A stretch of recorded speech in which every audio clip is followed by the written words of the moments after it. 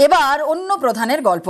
পঞ্চায়েত প্রধান হয়েও মাঠে চাষের কাজ করেন। প্রতিদিন সকালে সাইকেল নিয়ে বেরিয়েও পড়েন, পাড়ায় পাড়ায় ঘোরেন, বাসিন্দাদের সমস্যার কথাও শোনেন, সমাধানের চেষ্টা করেন। আর এই প্রধান কাজ দিয়ে বলে দেন, দুর্নীতির পাক দূরে থাক। পঞ্চায়েতের প্রধান, অনেকেই বলেন প্রধান মানেই সেই এলাকার শেষ কথা। বিল্লায় বাড়ি, দামি গাড়ি, আঙুল ফুলে কলা গাছ। এক একজনের বিরুদ্ধে ভুরি ভুরি দুর্নীতির অভিযোগ। এ তো বহু বছরের চেনা ছবি। এবার দেখুন অন্য ছবি, শুনুন অন্য প্রধানদের কথা।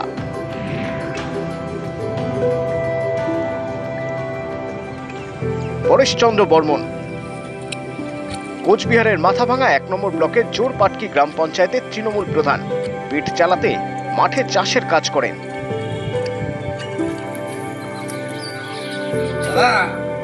বাড়ি ফিরে সাইকেল নিয়ে বেরিয়ে পড়েন, গ্রামে গ্রামে ঘোরেন, বাসিন্দাদের সঙ্গে কথা বলেন, সমস্যার কথা শোনেন, সমাধানের চেষ্টাও করেন। পঞ্চায়েত অফিসে কাজের বাইরেও ব্যস্ত জীবন, সাদামাটা জীবন। গ্রাম পঞ্চায়েত এরিয়ার কতটুকু? ৪-৫ কিলোমিটার। অত্যন্ত সাইকেলেই সহজ সরলভাবে মানুষের সাথে যোগাযোগ করা যায়। সেখানে তেল খরচের কোনো ব্যাপার নাই। চাষবাসে সহযোগিতা করি। আর এটা যদি না করি তাহলে তো আর্থিক অসচ্ছলতার মধ্যে পড়ব। দল আমাদের যেটা শিখিয়েছে সেটা হলো সচ্ছলভাবে যাতে আমরা চলাফেরা করতে পারি এবং দুর্নীতির সাথে যাতে যুক্ত না হই। পরেশচন্দ্র বর্মন দুবারের পঞ্চায়েত প্রধান। স্থানীয়দের দাবি, তারপরেও পরেশচন্দ্র জীবনযাত্রায় এতটুকু পরিবর্তন হয়নি, শুধু বেড়েছে ব্যস্ততা। সাইকেলে আসেন, প্রত্যেক সপ্তাহে আসেন। সমস্যার সমাধান হয়? হ্যাঁ, হয়েছি তো সমাধান। আপনারা কি তবে খুশি? হ্যাঁ, খুশি আছি আমরা। এই যে ঘরটার পেয়েছি, সে সপ্তাহে সপ্তাহে আসে, তাহলে তুমি বুঝতে পারেন আপনারা খুশি, তাই তো?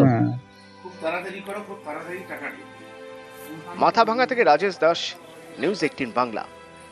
বাঁ হাতে বোন টিউমার, আলিপুরদুয়ার জেলা হাসপাতালে সেই টিউমারের জটিল অপারেশন সফল।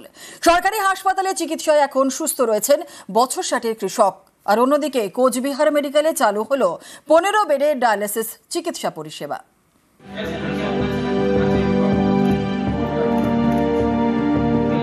আলিপুরদুয়ার জেলা সদর হাসপাতাল, সরকারি এই হাসপাতালেই বোন টিউমারের জটিল অস্ত্রোপচার সফল।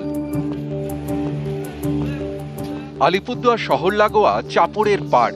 এখানকার বাসিন্দা অমূল্য বর্মন চাষের কাজ করেন। দীর্ঘদিন ধরে তার বাঁ হাতের কবজিতে ব্যথা, কিছুটা ফোলা। স্থানীয় ডাক্তার দেখান অমূল্য। পরীক্ষায় বোন টিউমার ধরা পড়ে। অনেকেই তাকে শিলিগুড়ির নার্সিংহোমে অপারেশনের পরামর্শ দেন। এর জন্য খরচ প্রায় 1.5 লক্ষ টাকা।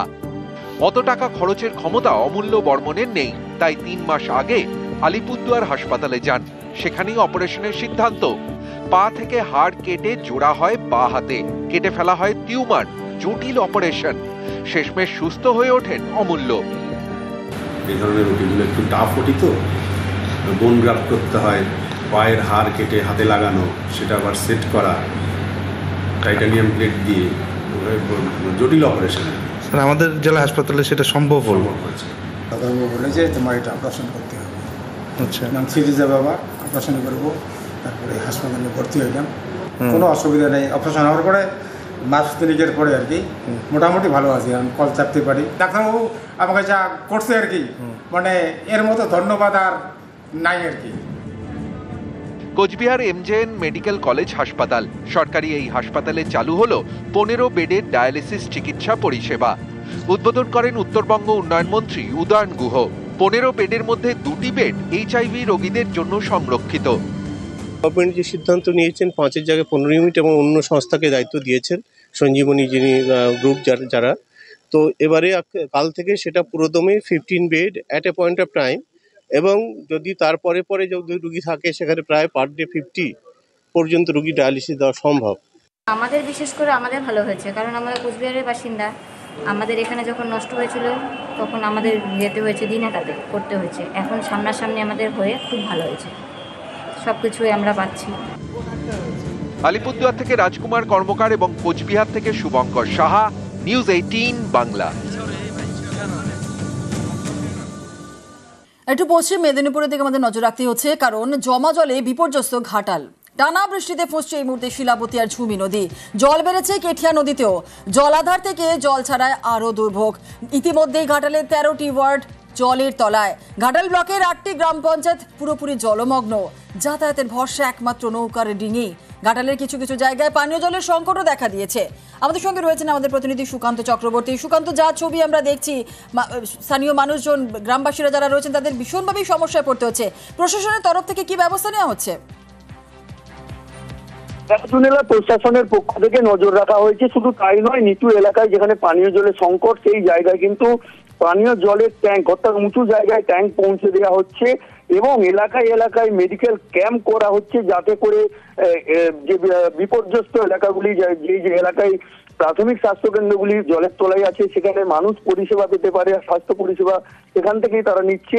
এক কথায় প্রশাসন তৎপর, কিন্তু তা হলেও ঘাটালবাসীর দুর্ভোগ প্রায় 6 দিন চলছে। একইভাবে জলবন্দী রয়েছে গ্রামীণ এবং শহরের বিস্তীর্ণ এলাকার মানুষ। প্রায় লক্ষাধিক মানুষ কিন্তু জলবন্দী হয়ে, গৃহবন্দী হয়ে পড়ে রয়েছেন, অর্থাৎ তারা কাজ হারিয়েছেন। এই সময় তাদের সমস্যা কথা তারা কিন্তু তুলে ধরছেন যে তাদের বাড়িতে খাবারেরও একটা অভাব দেখা দিচ্ছে। প্রশাসন কিন্তু রান্না করা খাবারও এলাকায় এলাকায় পৌঁছে দিচ্ছে। এক কথায় এই যে জলাধার থেকে ছাড়া জল এবং তার সাথে আবার দুর্যোগ বৃষ্টি শুরু হয়েছে। সকাল থেকে কিন্তু মেঘলা এবং মাঝে মধ্যে বৃষ্টি হচ্ছে। এই বৃষ্টি এবং জলাধারে ছাড়া জলে কিন্তু আরো ভোগান্তি বাড়বে ঘাটালবাসী, কারণ ঘাটাল শহর এবং গ্রামীণ বিস্তীর্ণ এলাকায় জল কিন্তু এখনো বাড়ছে। ঘাটালের যে শিলাবতী ঝুমি নদী, সেই নদীর জল স্তর বাড়ছে। শুধু তাই নয়, চন্দ্রকোনার কেঠিয়া নদীর জলস্তর বাড়ছে। তাই আরো ঘাটালে বেশ কিছুদিন জলবন্দী দশা কাটাতে হবে, অর্থাৎ মানুষের জল যন্ত্রণা আরো বেশ কিছুদিন কাটবে বলে জানাচ্ছেন এলাকার মানুষ। ধন্যবাদ। জল মোটামুটি আমাদের এই রাস্তাটাতে এক ছাতি, কোথাও কোথাও এক কোমর, কোথাও এক গলা, এরকম। এই জল পেরিয়ে যাচ্ছেন, কিছু করার তো নেই, জল বাড়ছে।